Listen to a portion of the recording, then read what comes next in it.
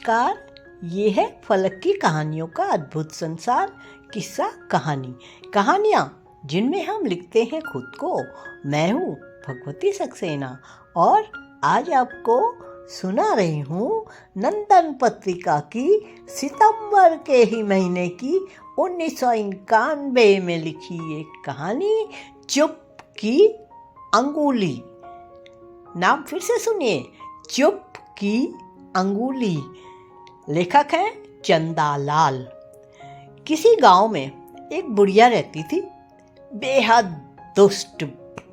उसका एक ही बेटा था जिसका विवाह हो चुका था। बेटा कमाने शहर चला जाता था। वो महीने के अंत में अपनी माँ और पत्नी से मिलने कुछ दिनों के लिए ही आता था। बाकी दिन वो शहर में ही गुजारता था। सास पतोहू गांव में ही रहती थी। पतोहू का नाम था लक्ष्मी, पर थी बेचारी बड़ी अभागी।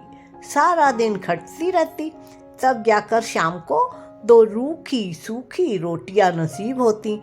उन्हें वो नमक के साथ किसी तरह निगल लेती।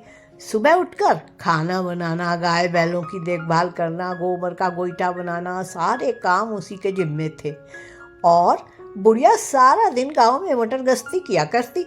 एक दिन की बात है, सवेरे सवेरे बुढ़िया ने लक्ष्मी से कहा, बहू, मैं पास के गांव में एक ननंद से मिलने जा रही हूँ, शाम तक आऊँगी, तब तक तुम घर का काम निपटा लेना।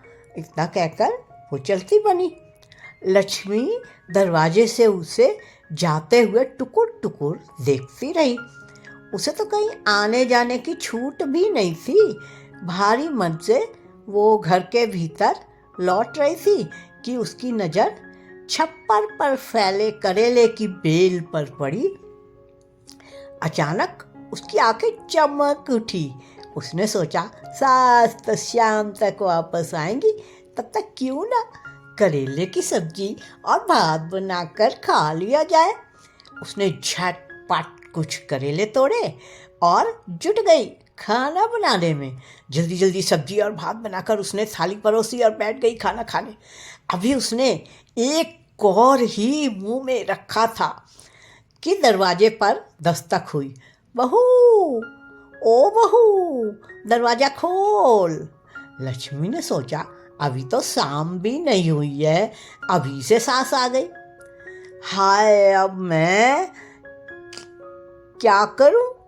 उसने परोसी हुई थाली देखी और आव देखा न ताव, पानी के घड़े को खाली करके सारा खाना उसी में डाल दिया। दरवाजे पर फिर आवाज हुई, अरे सो गई क्या? दरवाजा क्यों नहीं खोलती? लक्ष्मी ने घड़ा उठाया और दरवाजा खोल दिया। बुढ़िया दरवाजा खुलते ही बरस पड़ी। सो गई थी क्या? इतनी देर क्यों लगा दी? घड़े पर नजर पड़ी तो कहा, अभी तक पानी भी नहीं भरा है। हाँ माँ, जरा आँख लग गई थी, अब जा रही हूँ पानी भरने।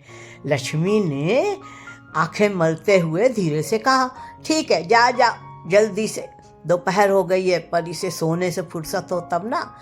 अरे वो तो ननद से मुलाकात नहीं हो पाई, इसी से मेरा जल्दी लौटना हो गया, वरना ये तो सारा दिन सोती ही रहती।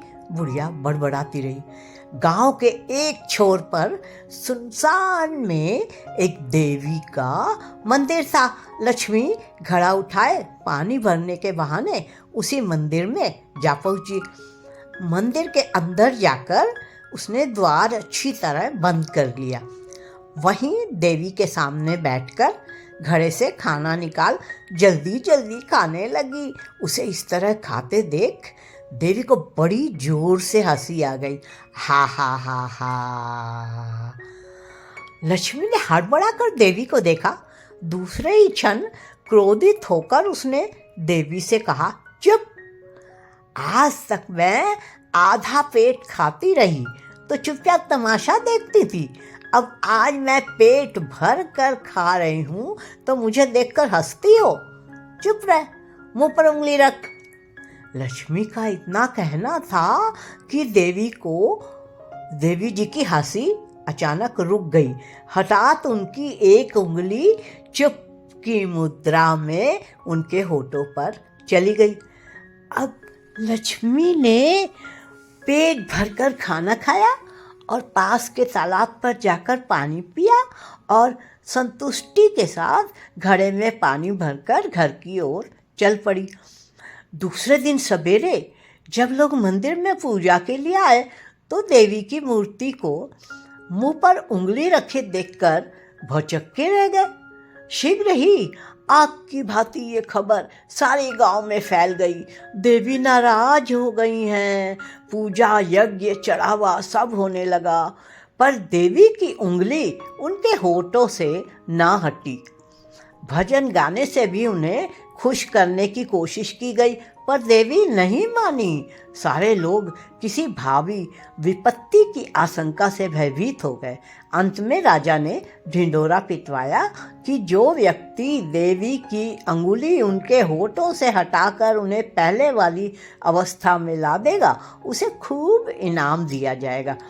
लक्ष्मी ने सुना तो सास से बोली, माँ जी मैं जाऊँ देवी के अंदर, देवी के मंदिर पे?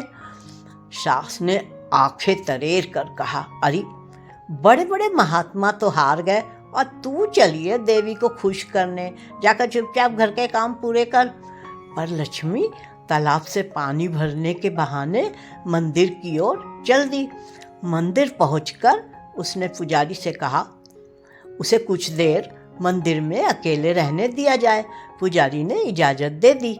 तब लक्ष्मी ने अंदर जाकर दरवाज़ा बंद कर लिया। अब मंदिर में सिर्फ देवी थी और उनके सामने खड़ी लक्ष्मी, कमर पर दोनों हाथ रखे हुए।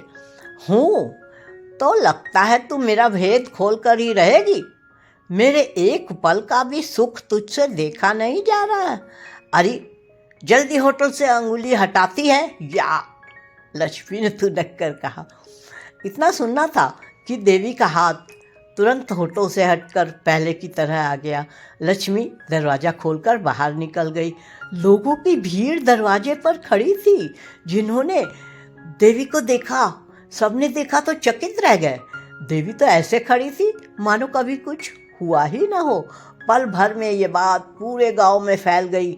लक्ष्मी ने देवी की नाराजगी दूर कर दी। बात राजा के कानों में पड़ी। उन्होंने लक्ष्मी को दरबार में आने को कहा। लक्ष्मी की सास लक्ष्मी को लेकर राज दरबार गई।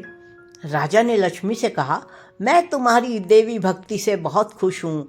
तुम्हारे कारण देवी की नाराजगी दूर हुई, जिससे नगर पर आया संकट टल गया। राजा ने लक्ष्मी और उसकी सास को सोना चांदी और उपहार देकर घर भेज दिया। उस धन से लक्ष्मी के पति ने गांव में ही एक छोटी सी दुकान खोल ली। इधर बुढ़िया भी इस घटना से बेहद डर गई। उसने सोचा, अरे बाप रे, जब लक्ष्मी से देवी भी डरती हैं फिर तो मुझे चुप रहना चाहिए। जाने कब यह मुझे भी सीधा कर देगी। लक्ष्मी अपनी पति और सास के साथ चैन से रहने लगी। ये कहानी यहीं समाप्त होती है।